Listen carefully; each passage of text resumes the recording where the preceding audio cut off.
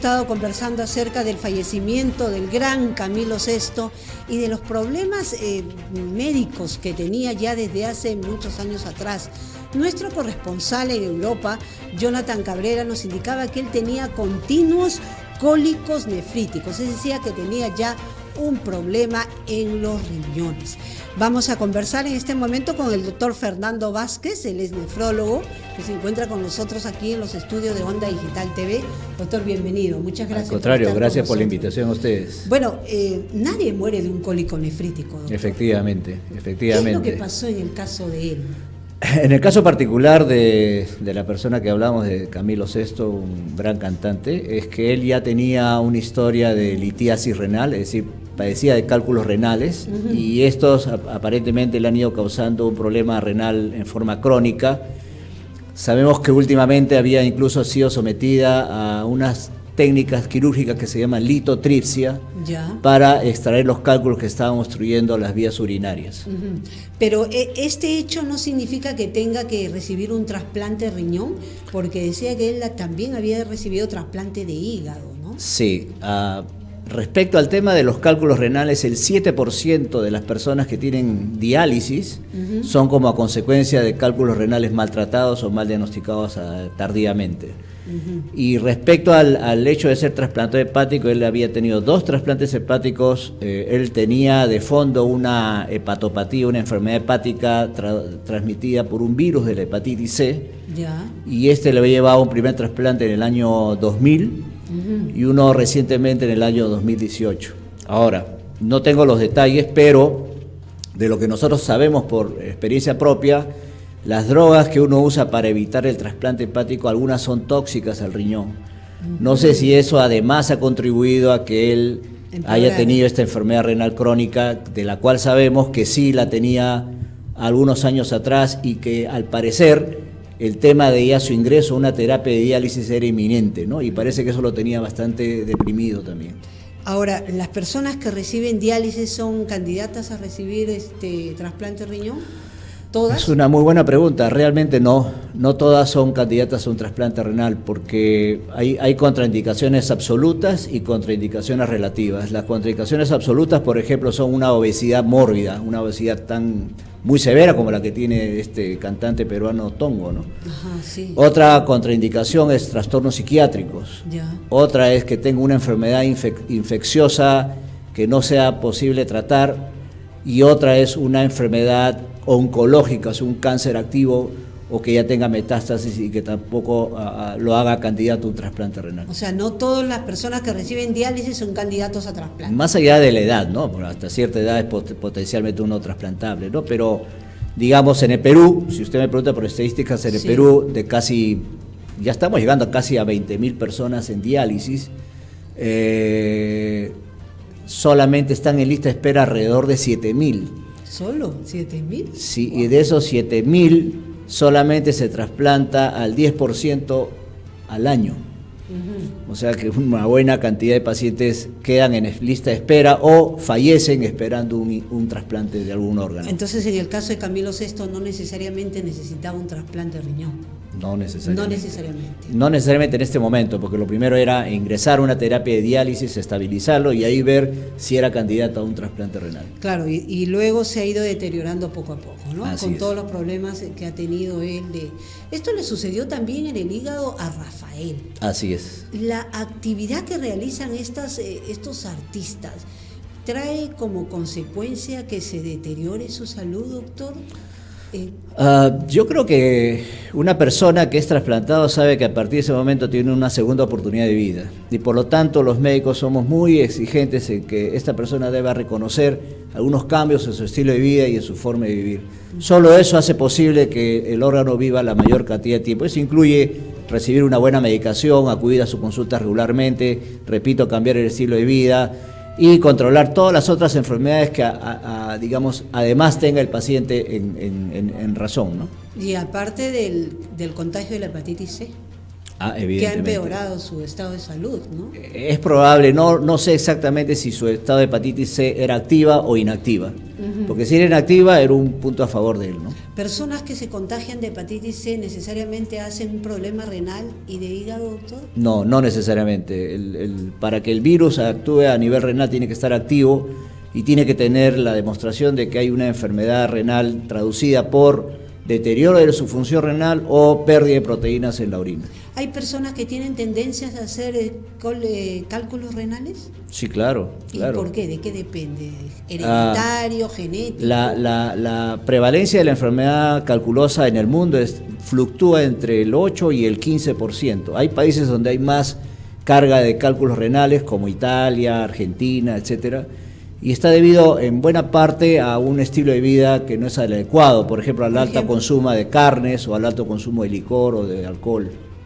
O sea, esto tiene que ver mucho con los hábitos alimenticios. Tiene mucho que ver, pero en realidad nosotros reconocemos que hay como alrededor de 1000 enfermedades que producen cálculos renales. Es labor de los médicos determinar la causa para evitar, primero, disolver las piedras que ya tiene, segundo, evitar que se formen nuevas y tercero, evitar complicaciones renales a futuro.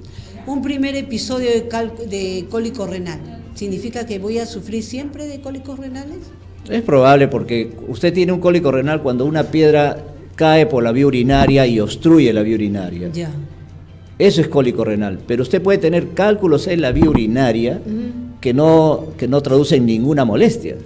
Ya. Solo cuando usted tiene cólico renal y se hace la investigación y puede ser que ahí uno encuentre que tiene cálculos renales ya en el riñón, que cursan sin ninguna molestia. El hecho que estos otros cálculos se disuelvan con el tratamiento o caigan y vuelvan a producir un cólico renal es posible. Bueno, en el caso del Perú, ¿cuál es la incidencia de cálculos renales? Acá, ¿Más en hombres, más en mujeres? Con nuestros hábitos alimenticios. Acá en el Perú no hay estudios en ese sentido, hay estudios focalizados, pero se presentan más en hombres que en mujeres. Y creo que debemos estar alrededor de la prevalencia mundial, que es 8 a 10%. ¿no? A 10%. Sí. Recomendaciones, doctor. ¿Qué podemos hacer? ¿Qué es lo que no debemos de comer? ¿Qué debemos de cuidarnos cuando uno llega ya a cierta edad también? Así es. O todos, jóvenes también tienen que... Bueno, yo hace algún tiempo escribí en algún medio periodístico un artículo sobre este tema de los cálculos y que cómo evitar su deterioro, el de la función renal. Yo creo que un primer llamado de atención, aunque usted no me lo crea, es a los mismos colegas. Ajá. El primer llamado de atención es que muchos pacientes con cálculos recaen en médicos generales o en urólogos. Y muchos se quedan ahí, no llegan a ser derivados al especialista, es decir, al nefrólogo, quien es el que va a estudiar por qué se producen las piedras. Porque la piedra finalmente no es una enfermedad, es la complicación de una serie de enfermedades. Si uno llegara a determinar la causa de la formación de piedras, pudiera llegar a un buen tratamiento y evidentemente a evitar el daño renal. Esa es la primera atención que yo indicaría. Y la segunda es, a los que tengan piedras, acudir al nefrólogo tempranamente para que sea un estudio metabólico, el cual determine la causa y así pueda, en sus consultas siguientes y a través del tiempo, ver que las piedras se van disolviendo y ya no vuelve a tener cólico renal y por ende evita un daño renal a futuro. Los jóvenes, ¿qué precaución deben de tener? Bueno, hoy día que nosotros vivimos en un país, por más pobreza que haya, estamos occidentalizados, es decir, tenemos unas dietas con alimentos que tienen muchos preservantes, ¿no? Sí. Una harta cantidad de sodio, una harta cantidad de ácidos, tenemos la invasión de las gaseosas en nuestro día a día, incluso recuerdo algún diario alguna vez publicó que los chicos, las madres le dan una gaseosa o un frugos, ¿no?, por decir un nombre, en la lonchera de los niños. Creo que ahí creamos malos hábitos y por ende al final no solo enfermedad renal, no solo cálculos, sino todo un sinfín de enfermedades que a la larga nos hacen daño. ¿El azúcar también tiene algo que ver? Definitivamente, ¿no? Los azúcares... No solamente el sodio, la sal, no, sino los azúcares a la larga pueden derivar en mayor formación de ácido úrico y eso contribuye a este mineral que produzca litiasis, ¿no? Cálculos renales. Bueno, pero los fanáticos de las gaseosas le pueden decir, pero yo tomo gaseosa sin azúcar. Bueno, no existe, esa es una leyenda, ¿no? Eso, si no tiene glucosa, tendrá pues sacarosa, fructosa, es decir, otros tipos de azúcares. ¿Y qué azúcar podemos consumir? Bueno, mientras menos es mejor. Y los azúcares más recomendados son, vamos a ver, para la gente común y corriente, y que no tenga mucho dinero en el bolsillo, puede ser el azúcar rubia, y si no, stevia, o si no, La chancaca. Sí, claro, la chancaca, o esta nueva panela, que es un azúcar panela, más... que es la más chancaca, ¿no? Claro. Que es la chancaca. Pero evidentemente cualquier azúcar, mientras menos sea mejor, es adecuado. Ahora, recordar que como la sal y con el azúcar, lo que tenemos son que nuestras papilas gustativas se van adaptando. Es decir, usted va a un restaurante, y esto lo escuché hace muchos años, y el cocinero, siempre que está probando, siempre su umbral va a subir día a día o mes a mes. Entonces, para que él sienta el mismo gusto y decir, a mis comensales les va a gustar, él siente que cada vez tiene que echarle más azúcar o más sodio. Por lo tanto, a la larga, en los restaurantes, cuando salimos a comer, a los peruanos que nos encanta salir a comer, siempre vamos a recibir una buena carga de sodio. Hay algún estudio nacional que se hizo hace mucho tiempo, en el cual del 100% de sodio que recibimos, el 70-80% lo recibimos cuando salimos a comer a la calle, lamentablemente. Bueno, en casa siempre cuidamos un poco el manejo de la sal. Efectivamente. ¿No es cierto?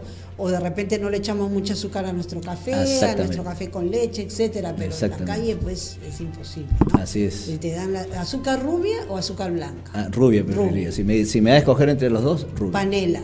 Y panela, idealmente. Ideal sería. Y estos sobres que hay de... Es una interesante pregunta. ¿No? Dicen, no le eches azúcar, toma échale un edulcorante. Edulcorante, etcétera. Es una pregunta muy interesante. En los últimos años se ha visto que estos edulcorantes cambian. Nosotros normalmente cuando nacemos tenemos una cantidad de bacterias, entre comillas, sanas, que nos ayudan a digerir toxinas, a manejar un metabolismo adecuado. En la medida que crecemos y cambiamos nuestra alimentación por preservantes, azúcares, etcétera, esa flora, así le llamamos, esa flora microbiana va cambiando. Ajá. Y hoy día incluso hay hasta 4 tipos de flora microbiana que los humanos podemos tener. Evidentemente hay la flora microbiana normal y corriente, que es aquella que también pues está en el ser humano, que come en la calle, que come preservantes, que come alta cantidad de azúcar. Es una flora enferma, es una flora que nos conduce a enfermedad. Entonces ya no depura las toxinas, ya no hace su actividad normal, más bien es en contra de nuestra salud, y esa flora origina enfermedades y está contribuyendo en enfermedades importantes. Entonces hay que tener mucho cuidado al respecto. Bueno, hay mucho por hacer. Hay mucho por hacer. Mucha educación, sobre todo. Se necesita información para que podamos desde pequeños o desde jóvenes empezar a cuidarnos. Yo siempre digo lo siguiente, no sé si alcanza el tiempo. Cuando usted viene a trabajar hasta acá, desde donde viva, ¿cuántos letreros de alguna institución o del ministerio le dice a usted: no coma sal, baja tu consumo de azúcar, evita las gaseosas, no vayas a comer preservantes? ¿Cuántos letreros usted ve en el camino acá? Casi ninguno. Ninguno. Y la pregunta al revés: ¿cuántos letreros usted ve que dice consuma Coca-Cola, vaya a Kentucky? Chocolates, ¿no es cierto? Las papitas, entonces, que tienen tanta sal. Al final, lo que los médicos podemos hablar queda en el vacío, porque finalmente estamos frente a grandes empresas que mueven mucho dinero, que lamentablemente lo que origina es más enfermedad. Bueno, doctor, importantísimo estos datos y estas recomendaciones del doctor Fernando Vázquez, nefrólogo. ¿Dónde lo pueden ubicar, doctor, a usted? ¿Dónde trabaja? Claro que sí, en la Clínica San Felipe, que está en Jesús María, y en la Clínica Delgado, que está en Miraflores. Perfecto, ahí pueden encontrar ustedes para hacer sus consultas al doctor Fernando Vázquez, nefrólogo, que nos ha hablado acerca de los problemas renales. Ojo con eso, jóvenes y adultos mayores también. Ya retornamos.